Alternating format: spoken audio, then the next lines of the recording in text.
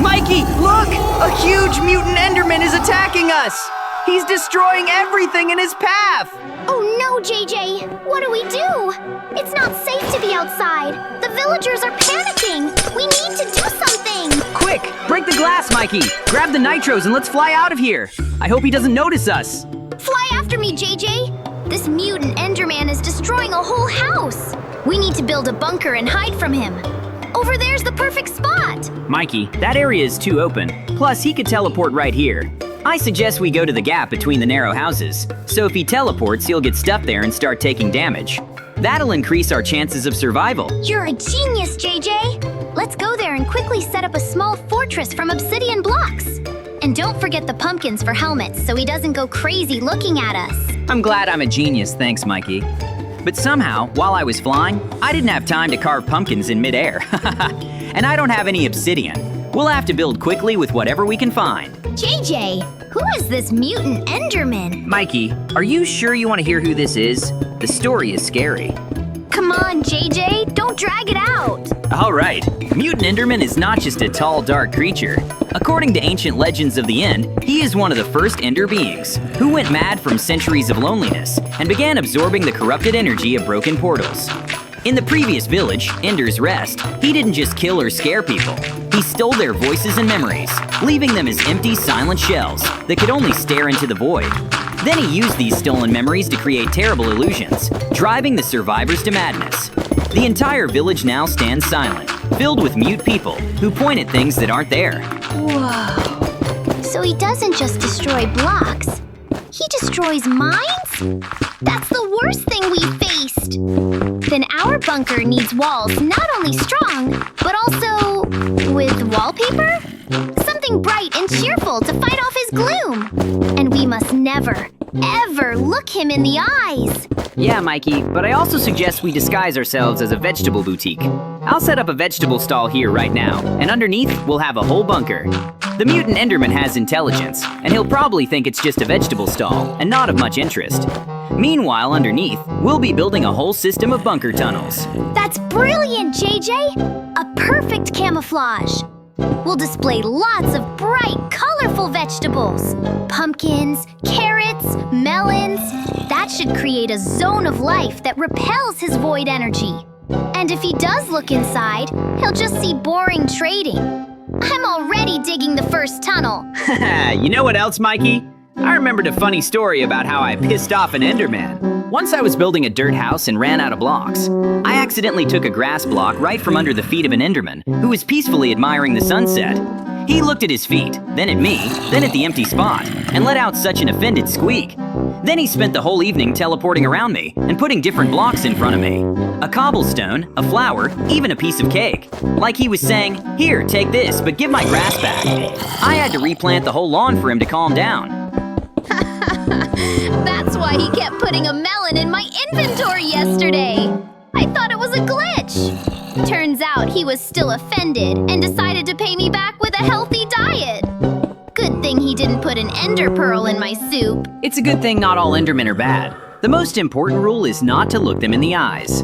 JJ, aren't you bothered by these zombie sounds coming from the walls? I'm afraid that when I'm digging the bunker, I'll run into that zombie trapped in the ground. Don't worry, Mikey. That's a prison nearby. A zombie prison. A zombie prison? And you decided to build a bunker right next to it? Yes, because near zombies there's a lot of noise, and we'll go unnoticed. Think about it. The mutant Enderman will hear the constant groaning and moaning and decide that this whole area is just an annoying zombie nest, not worth his attention. We'll be like a needle in a haystack, or a burger in a horde of zombies. Couldn't we have started building the bunker somewhere near a peaceful herd of cows, not zombies? I'm afraid of zombies. Not all zombies are bad, Mikey. Once, a zombie... Actually, Mikey, at first I was scared too, but then I laughed for a long time because the story turned out to be funny. I was hiding in a house at night, and a zombie got stuck in a narrow doorway. He kept reaching for me, groaning, but couldn't get through. So he started digging the wooden frame with his hands. Not to break it, but as if he was trying to politely ask permission to enter. For an entire in-game night, he slowly and methodically knocked on the door with his digs, and by morning, he had carved a perfect little heart shape into it. Then the sun rose and he burned up. That door is still there, as a monument to the most polite zombie in history. You're right! Some are just misunderstood interior decorators with a love for heart-shaped wood carvings. But I still don't want one digging at our bunker wall at night. Maybe we can hang a sign. No zombies, only customers with pre-orders for vegetables. Good idea, Mikey. Let's do just that. I also have a funny story, by the way, but not about an Enderman, about a ghast. Once I got to the Nether and I was sneaking across a lava lake on a narrow bridge, and a ghast noticed me.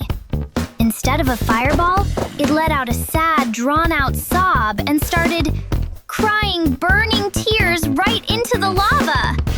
Huge, sizzling splashes flew up. I felt so sorry for it that I took out my fishing rod.